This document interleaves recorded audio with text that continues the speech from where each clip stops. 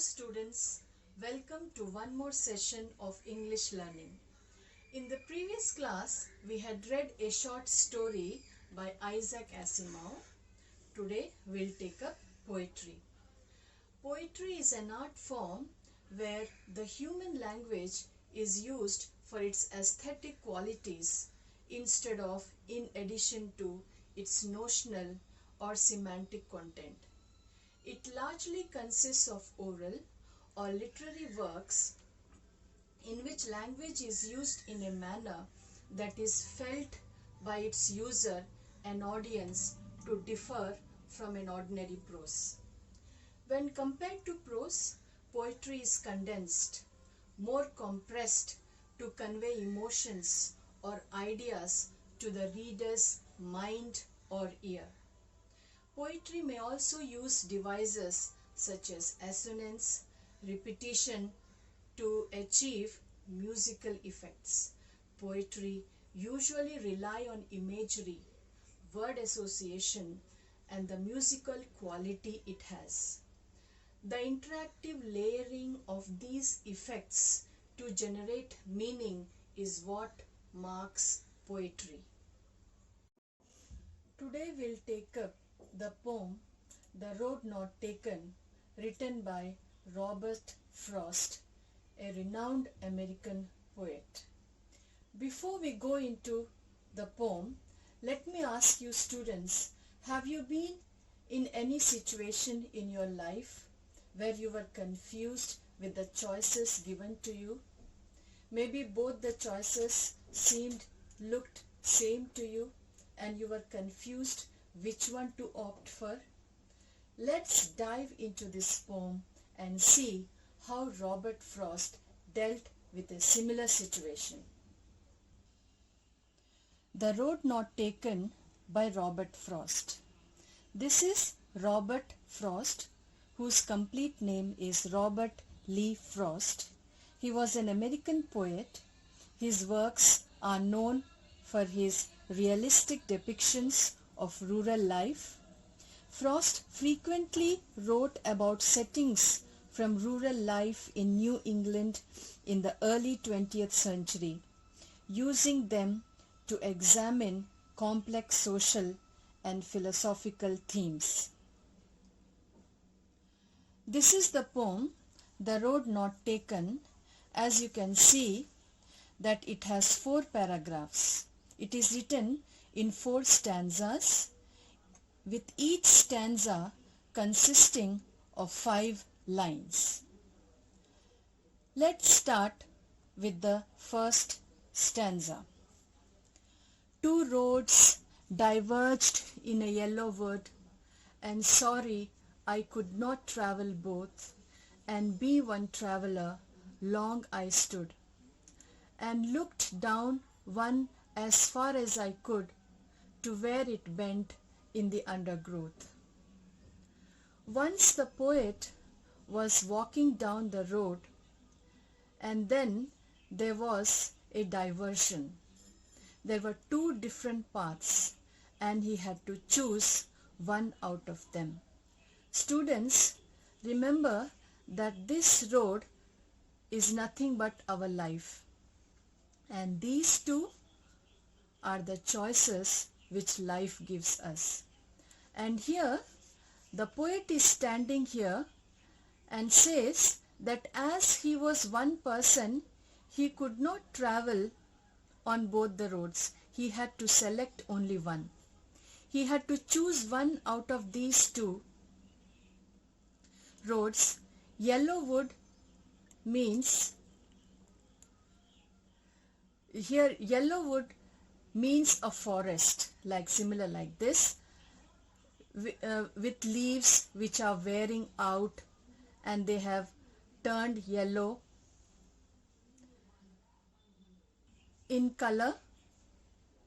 The season of autumn, it represents world which is full of people.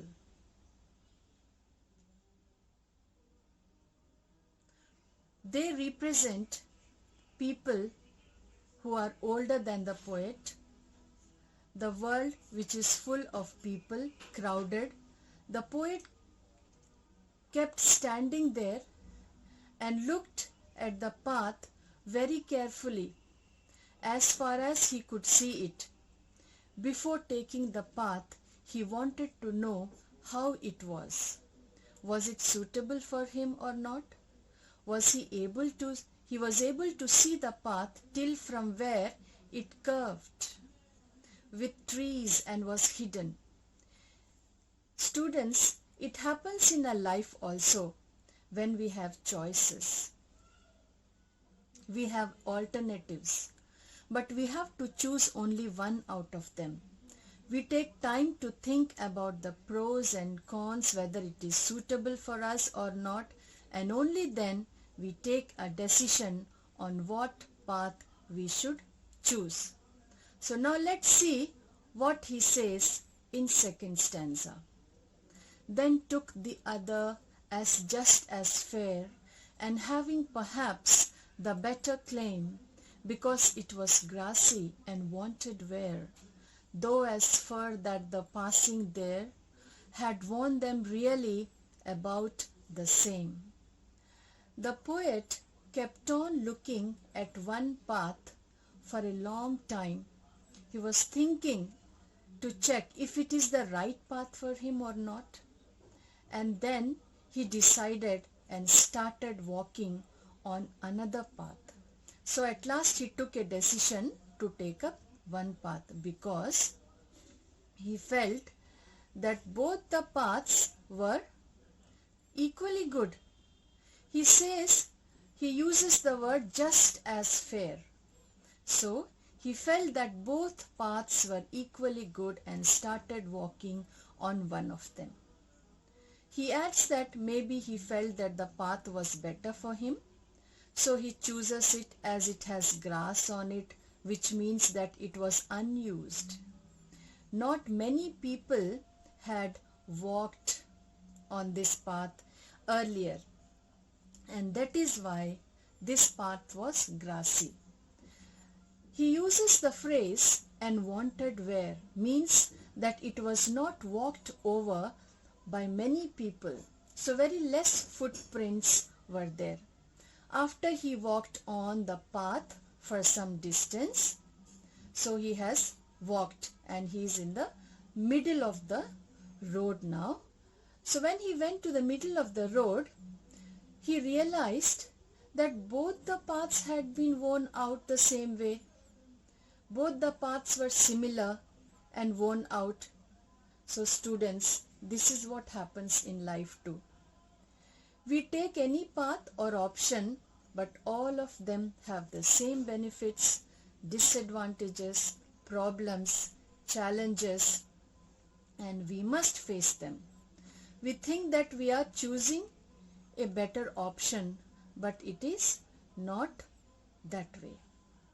Let's go further. The poet is on his journey and he is in the middle of the road, and this is what he says. And both that morning equally lay, in leaves no step had trodden black. Oh, I kept the first for another day, yet knowing how way leads on to way. I doubted if I should ever come back. Now his thought is changing. The poet says that both the paths were similar that morning. Both had leaves on them.